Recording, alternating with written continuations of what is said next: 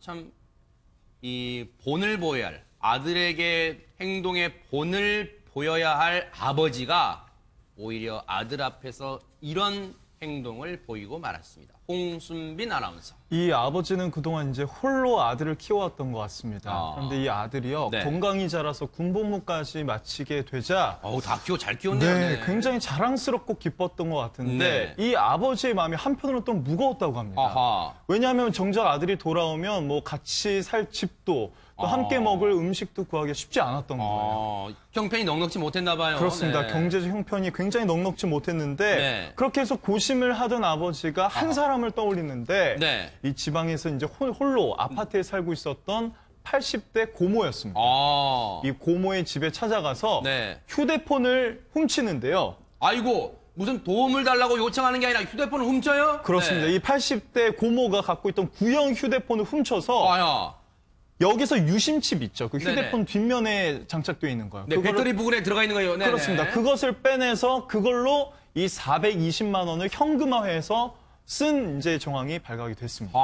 유심칩, 휴대전화 유심칩을 빼내서 네. 저희가 혹시라도 모방 범죄가 있을 수 있으니까 구체적인 방법은 말씀 안 드리겠습니다. 그런데 유심칩을 빼내서 그걸로 현금화를 했대요. 그래서 420만 원을 현금화해서 수중에 넣었다고 하는데, 그런데요, 양 변호사님, 네. 유심칩을 이용해서 420만 원을 현금화했다. 대체 이 남성은 무엇에 쓰려고 했을까요, 이 돈으로? 일단은 참 저는 개인적으로는 좀 안타까운 마음이 네. 드는 것이 이 남성이 그 아들의 저녁의 시기에 딱 맞춰서 이 절도를 범죄를 행한 네네. 거거든요. 그러니까 아무래도 마음적으로 네. 아들이 전역한다는 그거에 대한 그 부담감이 굉장히 컸던 것 같아요. 네. 그러니까 아들이 돌아오는데 정말 긴 시간 만에 돌아오는데 아들이 정말 못 읽고 전세방 하나 없었다고 하거든요. 네. 월세방 하나 없었기 때문에 네. 그렇기 때문에 이제 아들에게 정말 그냥 뭐 안식처를 제공하고 싶은 못 네. 읽을 곳을 제공하고 싶은 아버지의 마음이 좀 작용을 했던 것 같고요. 그렇기 때문에 정말 딱 방을 구하고 아들을 먹일 뭐 음식을 사고 그럴 정도의 딱 절도 행각만을 벌인 것으로 보여요. 네. 그렇기 때문에 이제 당연히 명백한 범죄지만 심적으로는 조금 안타까운 마음이 듭니다.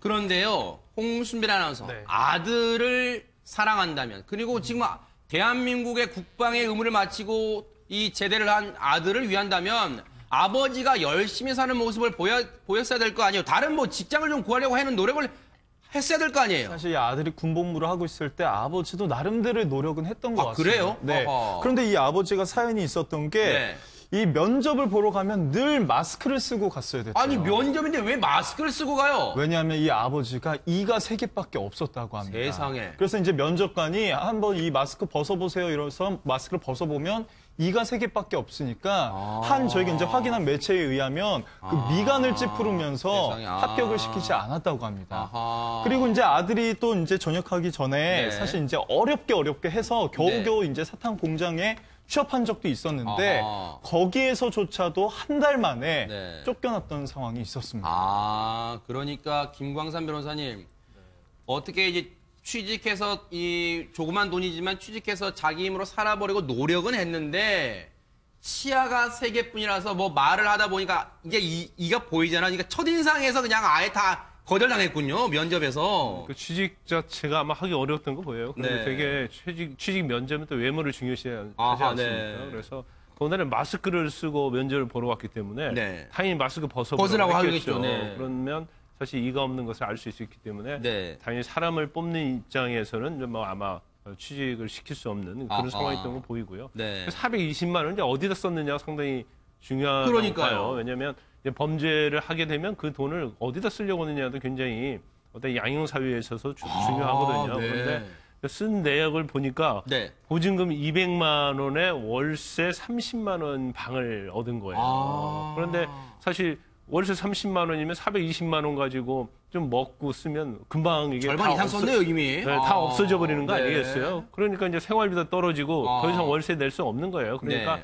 아들이 취직한 주유소에 가서 네. 이제 함께 생활을 한 거죠. 아이고. 그런데 일반적으로 이제 절도죄는요, 네. 이 정도 금액이면 구속하는 경우가 굉장히 많습니다. 아하. 그런데 아마 이러한 여러 가지에 참작해서 네. 사실 처벌하지는 않을 수는 없고 아하. 사정은 딱 하고 네. 그렇지만 이제 범죄는 범죄이기 때문에 네. 경찰에서는 구속은 하지는 않고 이제 불구속 입건한 것을 보입니다. 아, 그럼 일단 불구속 상태 나중에 재판은 뭐 받게 되겠지만요. 네, 그렇죠. 그런데 양 변호사님, 이 남성 아버지 입장에서는 다른 집도 아니고 고모 집에서 80대 고모 집에서 휴대폰을 훔쳐서 420만 원 현금으로 만들었단 말이에요. 자신의 범행이 안 들킬 거라 생각했을까요? 그러니까요. 그러니까 그냥 남에게 가서 내가 네. 절도를 하는 것보다는 고모에 대해서 잘 알고 있을 거 아니에요. 그리고 연세도 굉장히 많으신 네. 분이란 말이에요. 그러니까 유심칩이 없어져서 이거를 눈치를 채지 못할 것이고, 그리고 조금 이렇게 뭐 400만 원이 큰 돈이지만 하지만 고모는 이제 연세가 많으시기 때문에 눈치채지 못할 것이다라고 나름은 이제 생각을 했던 것 같아요. 근데 이게 결국에는 사실 이게 유심칩을 이용한다는 게 결국엔 그 유심칩을 가지고 있는 그 소유권자에게 다 청구가 되는 거거든요. 그러네요. 그렇죠. 그래서 아마도 뭐 자동이체를 해놨다면 통장에서 그 금액이 그대로 빠져나가게 되는 겁니다. 아하. 그렇기 때문에 이 사실 고모도 나중에 뒤늦게 알게 됐어요. 통장에서 갑자기 거액이 400만 원이 넘는 돈이 이제 빠져나가다 보니까 이게 뭔가 이상하다라고 해서 이제 경찰에 신고를 해서 네. 수사 끝에 사실은 발각이 된 겁니다. 안 소장님, 물론 이 범죄도 두둔하려는 거 아니지만 아버지 입장에서는 이 군복무 고생한 아들 제대한다는데 내가 아버지로서 이 애비로서 뭔가 좀 따뜻한 밥도 좀 해먹이고 싶고 그런 마음을 가졌을 걸 이해는 되는데 수단이 잘못된 것 같아요. 그렇죠. 보통 현실적인 상황이 너무 고통스럽고 힘들면은 우리가 이제 그걸 어떻게 해서든지 좀 모면하거나 해결하려는 마음을 갖게 되잖아요. 네. 그러니까 지금 이 아버지 같은 경우에도 그 아들이 전역을 하는데 변변하게 둘이 같이 지낼 만한 방 한 칸도 없고, 방도 없고. 예, 또 전역을 하면 좀 반갑게 맞이하고 싶은데 그럴 따뜻한 만한 밥에. 그렇죠. 그러니까 굉장히 좀 마음이 아비로서 네. 아버지로서 마음이 좀 많이 힘들고 좀 그랬을 것 같아요. 네. 그러다 보니까 이제 이런 부분에 대해서 본인이 이제 고민하셔야 되지 않았을까 싶어요. 네. 예. 근데 이제 사실 이렇게 어떤 절박한 마음이 간절할 때에는 때때로 이렇게 적절한 판단력을 좀 잃게 되는 경우가 그럴까요? 있어요. 예.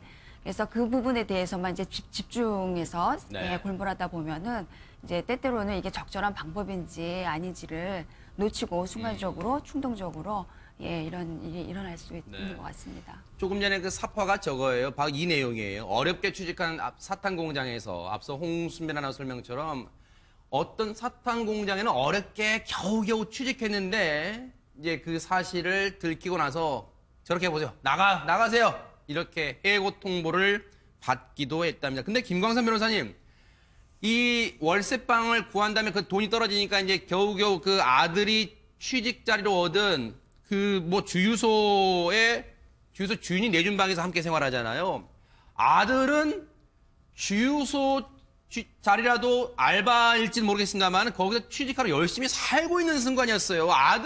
아들한테는 이 아버지가 볼 면목이 없을 것 같아요. 그러니까 아들이 뭐 주유소에서 알바를 할 정도 되면 이제 굉장히 생활고에 또 찌들렸겠죠. 네네. 그래서 뭐 학업도 중요하지만 알바를 해서 돈을 벌어서 결국 아버지와 같이 이제 살 수밖에 없는 네. 그런 상황이었던 거 보입니다. 그래서 또 아들이 아버지 좀 이해했던 것을 보여요. 그러니까 아버지를 원망하지 않고 네. 그래서 아버지 내가 주유소에서 방을 얻어갖고 있으니까 같이 살자. 그래서 허락을 얻고 같이 산 것을 보이는데 사실 뭐 두 부자를 보면 굉장히 좀 열심히 사는 사람들인 건 맞는 것 같아요. 그러니까 허튼 짓 하지 않고 네. 그래서 좀 굉장히 안타깝긴 한데 네. 결과적으로 뭐 과정이 좀 잘못된 거 아니겠습니까? 더군다나 네.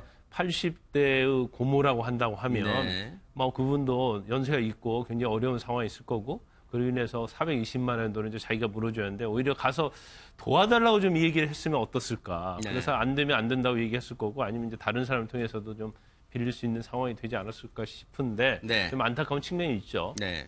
혹시라도 양 변호사님 네.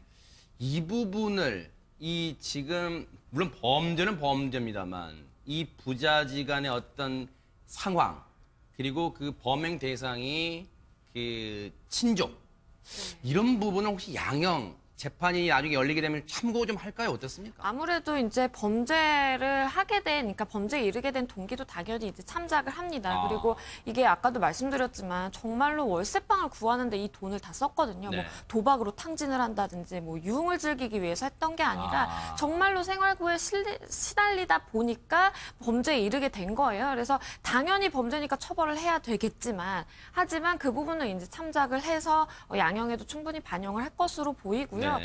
그리고 아까 말씀해주셨던 부분 중에 이제 고모가 친족으로 볼 수 있잖아요. 넓게는. 네. 그렇기 때문에 친족 간에 우리가 범죄는 처벌하지 않는 걸로 알고 있는데라고 생각하실 네. 수가 있는데 그 민법상의 친족 범위에 해당하지가 않습니다. 아, 그래요? 그렇기 때문에 뭐 동거하고 있는 뭐 친족도 아니고 네. 그렇기 때문에 범죄가 엄연히 성립하고요. 알고 계시는 부분에 대해서는 뭐 직계 혈족이라든지 그런 관계에 있을 때 뭐 재산 범죄를 저질렀던 경우에 그 처벌을 면하게 해주는 네. 친족 상도례라는 게 있지만 이번 사례 같은 경우에는 이제 적용되지 않습니다. 네.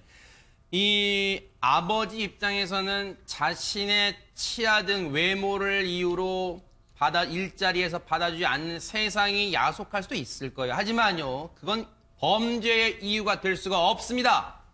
재판을 받게 되면 죄값을 달게 받고 나서 다시 사회에 나온다면 그 마음으로, 그 정신으로 열심히 살기를 바랍니다. 경찰 관계자 얘기를 들어보니까 우리 뉴스파이터 제작진이 취재한 거예요. 일을 하고 싶어도 받아주는 회사가 없어서 남의 돈에 손을 댄 것 같다. 경찰도 측은한 마음이 있어요. 이 부자지간을 보니까. 하지만 그 다음 보세요. 사정은 딱하지만 엄연한 범죄이니 죄를 물어야 할 것이다. 바로 이겁니다. 이건 어떠한 경우에도 죄는 미화되거나 두둔할 수 없다는 것을 여실히 보여줬습니다. 반성하기 바랍니다.